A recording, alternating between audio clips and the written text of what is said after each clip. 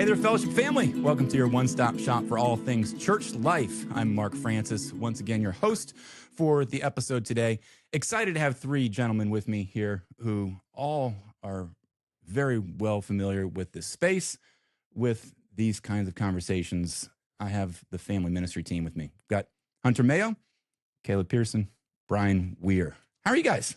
Great. All at the same time. 1, 2, 3. How are you guys? Yes. All right. Fine. Excellent. I like the decor in here, by the way. I love what you've done with Just the for plate. you. I love what you're doing with the top of the bush as well. Yeah. There with the new hairstyle. growing it out. It's 90s night, so Yeah. you're sporting the 90s Yeah. look. For all you guys watching, you can zoom in on Caleb This is Pearson. in honor of the 90s Hairdo. youth Yeah. Christmas party and Jacob Borstad, sort of honoring both those things. Wow, those are two different, Both near to my heart. diametric be here. kind of locations and things there. But yes, love it. Well, we are in Christmas season, hence a little bit of the decor for that as well. But the topic on the table is the family. And, we can go all kinds of different directions with We what like that family. looks like. Family is important. We're pro-family around You here. like family, pro-family is good. And each of you guys have slightly different roles of that. So Brian with children, Caleb for youth, and Hunter, the overall family unit as a whole. So I just want to throw out just a couple big hitting questions that you guys can just rattle off the top of your head. Just give us the state of the family in our culture today. What do you guys, what's your pulse on the family unit? What are, and as a church, what are we up against with the world? Big thoughts. Yeah. I mean, I know for me, what I've seen, continue to see, you would probably say the same thing, Brian, is just a need for biblical dependency. So something we've shared a lot here at Fellowship is our goal is to partner with parents in the discipleship of their children. And that can be something that's easily said, you can easily sign up for something like that. But the rubber meets the road when you have to figure out what does it actually mean and what does it look like. And so as far as the landscape of the world today, what these young people are facing that potentially becomes more and more acute the older they get as they become individuals and live personal lives is how can you be biblically dependent in a world that really doesn't want you to be? Truth is relative. Everyone's worried about me, myself, and I. What is it about this self-obsession culture that Scripture speaks against? And how can we come alongside families to almost think through that proactively instead of reactively? Personally, I've worked with young adult ministry and teens, and there's a stark contrast between learning something proactively and reactively. And so I think it's on our hearts, specifically the three of us who meet weekly, to really pray through and think through how can we do that? How can we equip families and parents, kids, to be able to wrestle with hard things so that when hard things come, they're prepared for it. Do you see a certain age where you're like, oh, the rubber's meeting the road here with these kinds of kids? Or does it seem like that the younger generation is still up against a non-biblical or dependent way of life? Yeah, that's a good question. It'd be interesting to hear Brian's thoughts on the age range he works with. I work with 7th through 12th grade primarily. And so in my experience, I see a lot happens between 8th grade and 11th grade. There's something about underclassmen and high school as kids are becoming more and more independent and their peer groups are expanding. Most of them would probably describe that window as sort of the rubber meeting the road in their life, where it's very easy to feel like they're coming to church because it's their parents' church, or they believe what they believe because it's their parents' faith. But the older kids get, the more they realize that's not going to be the case, maybe even shouldn't be the case. And so I know you work with younger kids, but you also have them almost longer. Yeah. And so you've probably seen that progression too. Yeah, we definitely see that towards the tail end in 5th and 6th grade. 6th grade in particular, like at the beginning of the school year, I feel like they fit in. They're still kids, but as they're maturing and growing and developing in those latter years, they're starting to ask those questions. And, is this my faith or my parents' faith and things like that? And, that's when you're starting to introduce phones these days. I think it's pretty common 12-year-olds have phones. And so although we don't see that a lot on Sundays, I know that whether it's a phone or a screen of some sort, that's playing a big role in their development and their influence. And so that's what we're kind of up against. Brian's worked the system to where once they get phones, he just sends them to me.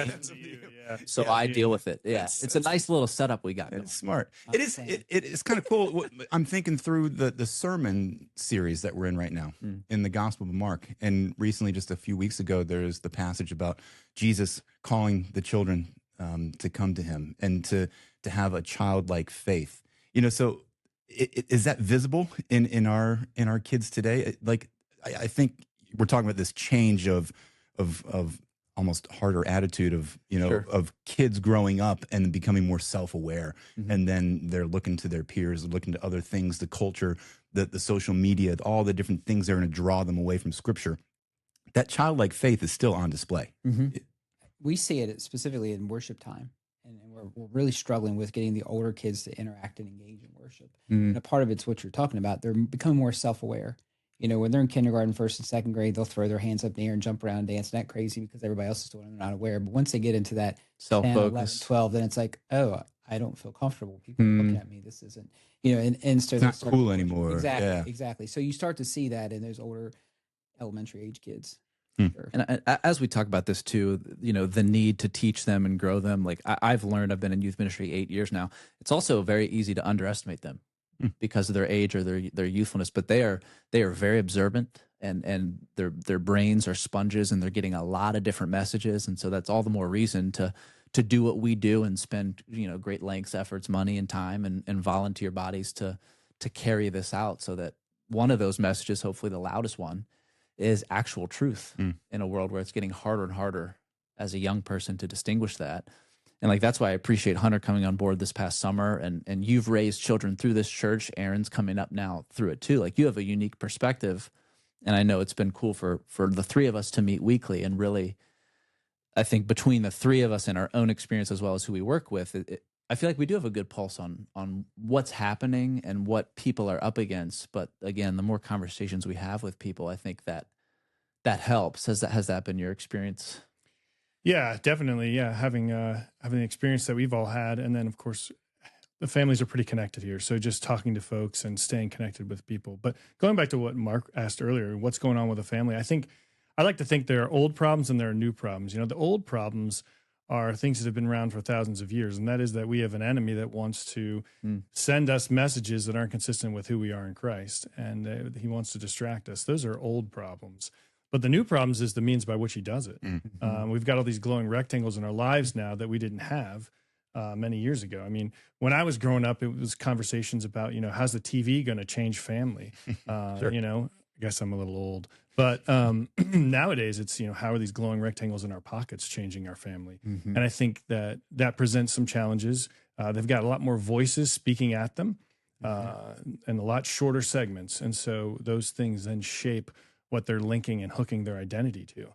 And so we as parents, we as leaders of a family ministry, what we want to do is help parents speak into that situation. And so one of the things we're going to talk about at the Parent Summit, actually giving a little bit of that away, is we're going to talk about their role or our role as parents speaking into our lives and the voices that shape who they are and their identity. So we're going to address that. Let's touch on that word parents real quick, because you mentioned partnering with parents. That's a goal here at FBC for the church to partner with parents, not just allow the parents to drop them off and say, we're doing ministry. Expand on that. We've been talking about that for a while, but really half of the family unit is the parents, and the other part of it are the kids. And here the focus of the first part of the conversation has been with kids and the challenges they have. What are the challenges that the parents have and face today? Yes, you're talking about, phones in pockets or technology or the drawing of attention. What is the state of the marriages in our church today and the world today, and how are we partnering with parents in that standpoint as well? I think the challenge with marriages, the challenge with family is distractions. I think that basically in this current modern era that we live in, we are flooded with distractions in a way that never existed. You go back 100 years, right? And the way you communicated was by talking to your neighbor on the front porch or reading a newspaper. And now just the amount of information we have hitting us. Just think about the number of emails you get in a week. It's ridiculous, right? Mm-hmm. So we're just bombarded with information and there's distractions left and right. So it's how do we break free from the distractions to settle into a rhythm where we can actually operate as a church? I mean, the family is really the smallest unit of church, right? So how do we do church at home? Mm-hmm. And it can be easy to, and I'll be honest, in my own home, this has happened and I have to fight this, but it can be easy where home actually becomes more like a hotel where you have a lobby where you might exchange food and things like that. And you have a room where you sleep. But if it becomes a hotel, then you've completely lost church, and you just have a bunch of independent people living in the same place. So the other word is busy. Right? Yeah. So families are busy. They're distracted and they're busy. And those are some of the other things that we're up against. And kids are coming and going. Obviously, the older they get, they start driving, then, they're on their own. Your window with them is very short. And especially the older they get, it seems like the busier Yes. the kids and the activities get, and the smaller amount of time parents have with their kids as a unit. Right. So let's talk to that real quick of the partnering component. If somebody's watching and listening, be like, all right, stop talking about all these things. I know what all my needs are. I know what all the issues are. I don't need to listen to this. What is church doing for me? What is church doing for my family and my kids? How do you respond to what is FBC providing? And really, what's the call and what's the challenge to the parents today from FBC and your all's perspective? I think it starts with attending. Sunday mornings, we offer Sunday school classes.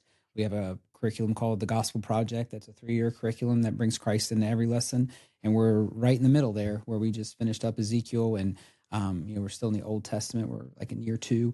But we're giving biblical lessons to give to these parents that they can take home and have conversations with their kids throughout the week. So I think it starts with that and attending on a regular basis. I know we're busy, right? And things come up. But if your child is attending on a regular basis, then I think that starts that partnership. I'll just add on to that, and then you guys can continue attending.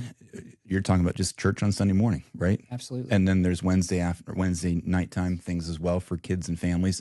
But I get it. I mean, you're busy during the week as a parent, and you don't want more deadlines. You don't want more time constraints of like, I have to show up for 9:00 or 10:45 church, and you roll into the parking lot at 10:45 and you find a spot, and then you're trying to figure out where you're going to go, and the kids get there late and you get to church late. The call, I think, of any staff member here at FBC from elders down would be, man, how can we prioritize the corporate gathering? Right. How can we prioritize it to where it is a deadline? It's like a sporting event that you don't want to miss the kickoff for.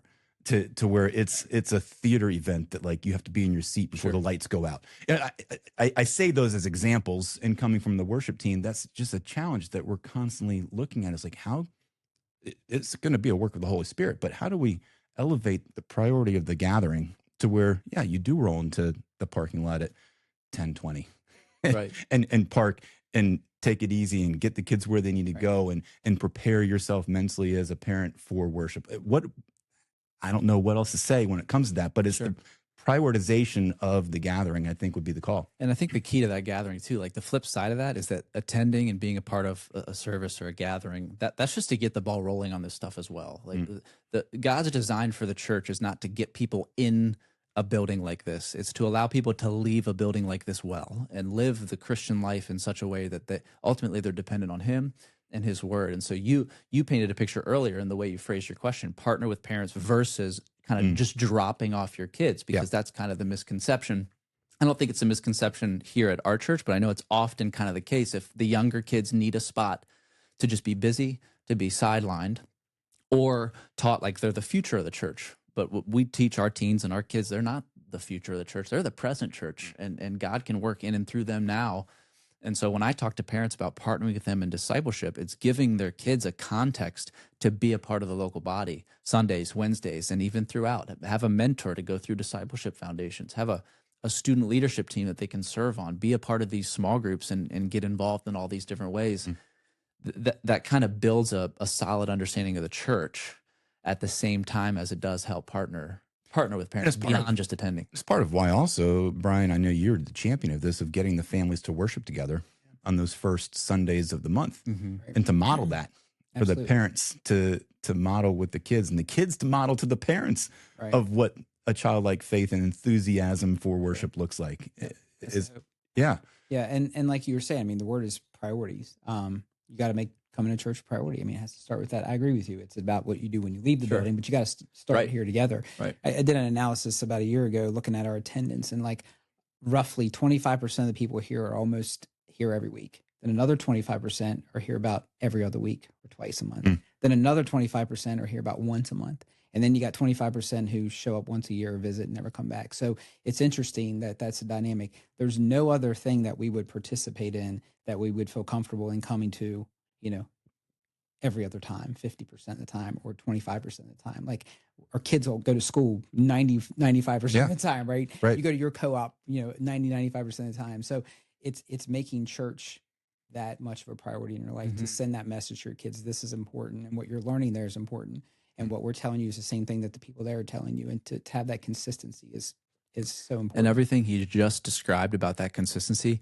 I start to see that, and it becomes more and more acute the closer they get to graduating as an 18-year-old, where we try to instill in them. And it's actually really cool because there's a metric we have of once these kids are able to drive themselves or have their own set of keys, their own car, driver's license, you start to tell who you don't see as much and who is still coming. We have teens who wish their parents would wake up and come to church, but they drive themselves here.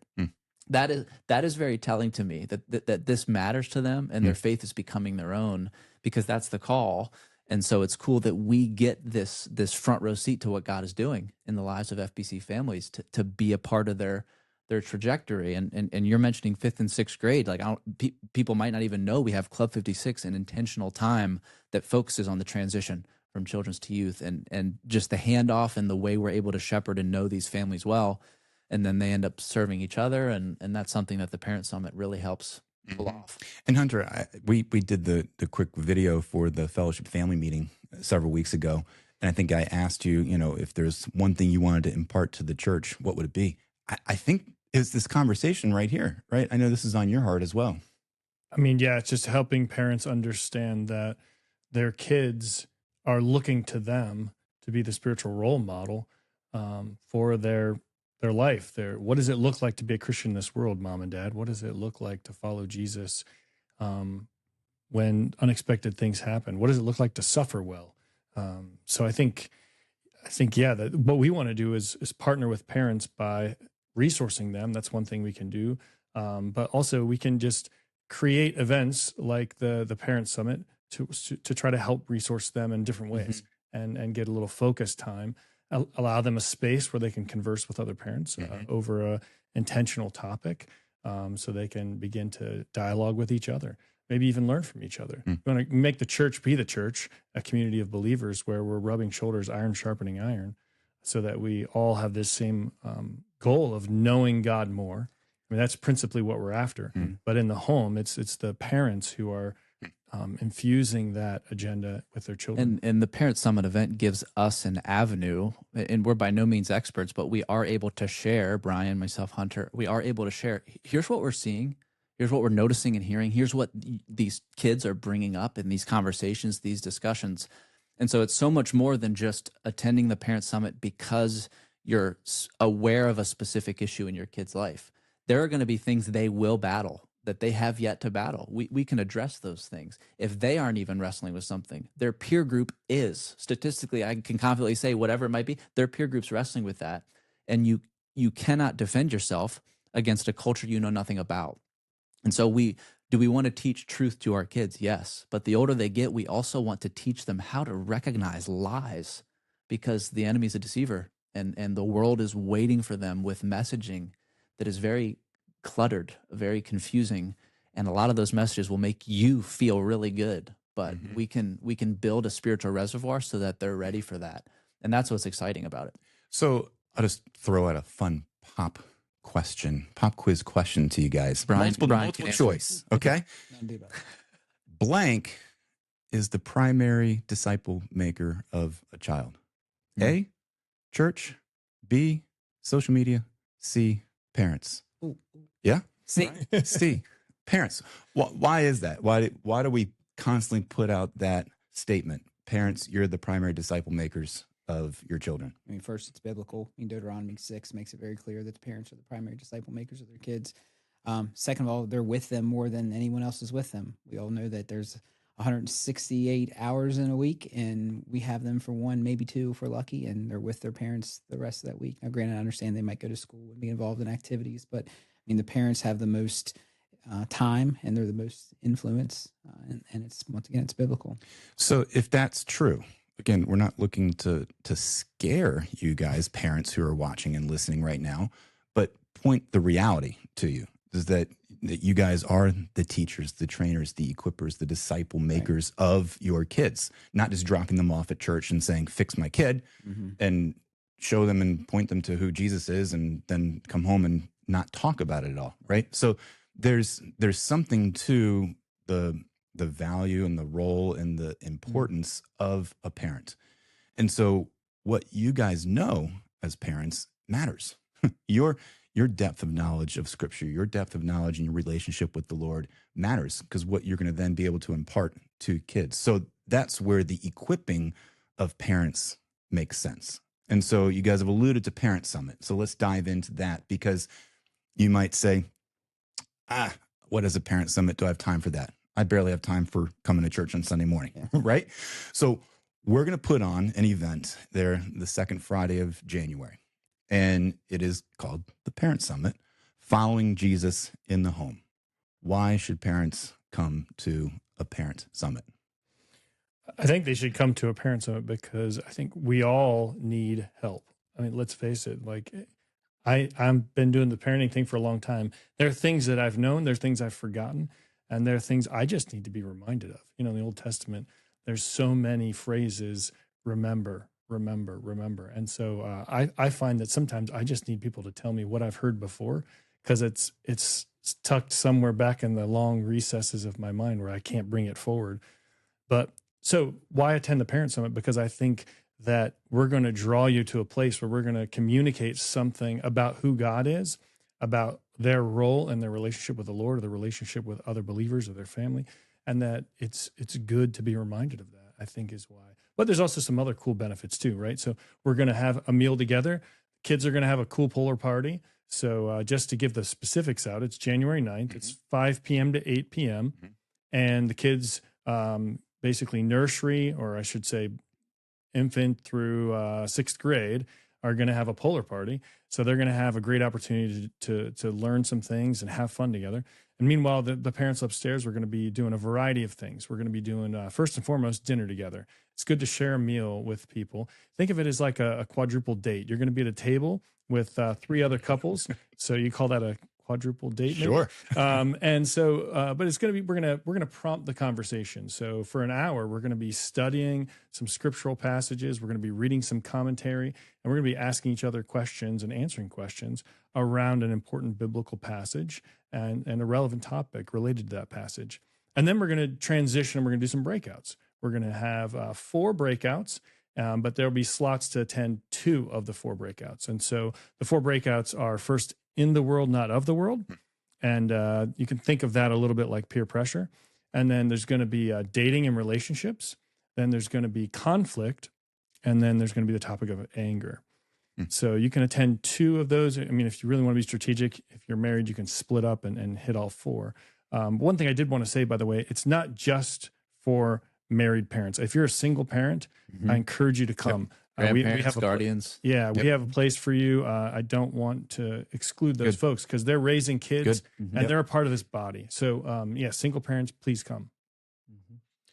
Why come to a Parent Summit? I mean, another benefit from it, I kind of mentioned this earlier, but you're going to get to hear some of the things we're seeing. And so obviously everyone has an evaluation of their own home and what they think they need. I have an evaluation of our youth ministry and what I need, what I'd love to know, and what I'd love to hear. And so an opportunity like this to get all of us in a room amidst the busyness, to your point, amidst a church this big, it really does give us an avenue for that back and forth, for that partnering.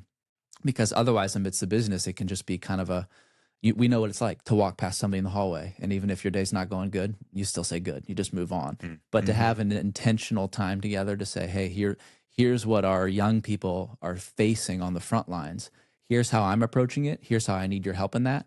And giving both parties an opportunity to do that. That is the body of Christ doing some triage in a way that can really help and encourage people in what might feel like a pretty lonely situation. And what to expect. You touched on a little bit of things, Hunter, of just kind of the reminders, the equipping and training, but there's also the fellowship. There's going to be, like you said, a quadruple date that you could basically look at it that way and maybe get to know some people that you don't otherwise or haven't had a full extended conversation with, who might be either struggling with similar issues or have been there before and can give some ideas, or the other way is you might be able to impart some knowledge to somebody, right? And again, too, like keep in mind attending the parent summit and you're thinking about, okay, what am I actually being resourced with? Don't just think about the times we're speaking or sharing or giving book recommendations. You might leave the parent summit and what the Lord resourced you with was another family that's raising children 3 years ahead of yours. And you got to hear something they wrestled with, that your son or daughter have started to wrestle with. That is a resourcing that only the Holy Spirit can do. And it's attending an event like this that enables that to happen. We know how big this church is, how easy it is to not meet somebody who might be up against something similar. And you know that. Good. I was just going to say the reason we're doing that is based on feedback. So this will be the third parent summit. If you've attended the other two, this one's going to be a little different, and it's based on your feedback. So we appreciate that. But there's more discussion time than there would have ever been at the other two, and that's to do a lot of what Caleb was saying. Form relationships. We want to make this church feel small. So the table idea and the table discussion is really driving towards having authentic fellowship with other families. And thank you to the many couples who did give their time and thoughts and inject kind of ideas to help pull this off. Because again, the goal is that it's going to best serve our body, and to be able to do that is going to take some collaboration. So it's been helpful to be able to part of that process myself personally too. Brian, I'll turn your way because Hunter mentioned Polar Party. That sounds kind of like a fun thing. You know, what are the expectations for the kids that night? Well, it's not a polar plunge. So no bathing suits for me, Bummer. just to let everybody know. But it'll be a VBS-like event. I mean, it's going to be 3 hours. It's going to be one day, but there'll be rotations of, there'll be a biblical lesson, obviously. There'll be games, there'll be snacks, there'll be music and crafts. And so we'll have age groups rotate every 30 minutes basically to a different section. And we're doing our best to get people to lead that are adults that don't have kids in the home. So all the parents can attend, and it's not the same people that are serving on Sundays. So we're not asking them to do one more thing. So far that team's come along pretty well, and I'm excited for what we're going to be able to do that night. Awesome. Yeah, one thing to add there, you just mentioned snacks. We're also going to feed the kids dinner too, so don't worry about dinner for the kids. We got it covered. Snacks, food, it's all the same. So to be able to say, yes, I'm willing to go to this, you can go to the website to register.